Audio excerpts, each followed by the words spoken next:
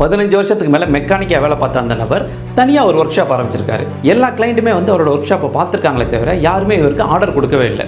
இவர் ரொம்ப வருத்தப்பட்டு எல்லா ஜோசியக்காரங்களையும் போய் பார்த்துருக்காரு, வாஸ்து செய்கிறவங்களாம் போய் பார்த்துருக்காரு, எல்லாம் ஒன்று சொல்லியிருக்காங்க. இவர் எல்லாத்தையும் மாற்றி வச்சு பார்த்துருக்காரு. ஆனால் பிஸ்னஸ் நடந்த பாடில்லை. இவருக்கு கடைசியாக இவருக்கு தொழில் சொல்லி கொடுத்த குரு ஒருத்தர் ஞாபகம் வந்திருக்காரு. அவர்கிட்ட போட்டு விஷயத்தை சொல்லி அவர் கூப்பிட்டு வந்திருக்காரு. அவர் சுற்றி முற்றி பார்த்துட்டு எல்லாம் சரியாக தானே இருக்குது அப்படின்னு கடைசியாக அவரை பார்த்துட்டு பிரச்சனை அங்கே இல்லை, உங்ககிட்ட தான் இருக்குது அப்படின்னாராம். என்னென்ன சொல்கிறீங்க, என்கிட்ட என்னென்ன பிரச்சனை அப்படின்னு கேட்டிருக்காரு. இங்கே ஏதாவது தனியாக ஆள் வைக்க போறியா வேலைக்கு? இல்லைண்ணா நானே தான் செய்ய போகிறேன். நீனே தான் செய்ய போகிறேன்னா இப்படி நீட்டாக டக்கின் பண்ணிட்டு இருந்த அப்படின்னா உள்ளே வர்றவங்க நீயோ இப்படி இருக்க, வேலை செய்கிறதுக்கு ஆள் இல்லை, எப்படி உன்னால் ஜாப் டெலிவரி பண்ண முடியும் அப்படின்னு நினச்சிட்டு உனக்கு வேலையே கொடுக்காம அவங்க போயிடுறாங்க. நீ உள்ளே வரும்போதும் வெளியில் போகும்போதும் நீ எப்படி வேணால் இருந்துக்க, ஆனால் உள்ள ஒர்க் ஷாப்பில் இருக்கும்போது அதுக்குன்னு என்ன மாதிரி ட்ரெஸ் பண்ணணுமோ அது மாதிரி போட்டுட்டுரு, அப்போ தான் வர்றவங்களுக்கு உன் மேலே ஒரு நம்பிக்கை வரும் அப்படின்னு சொல்லியிருக்காரு. இதில் ஒரு உண்மைத்தன்மை இருக்குது.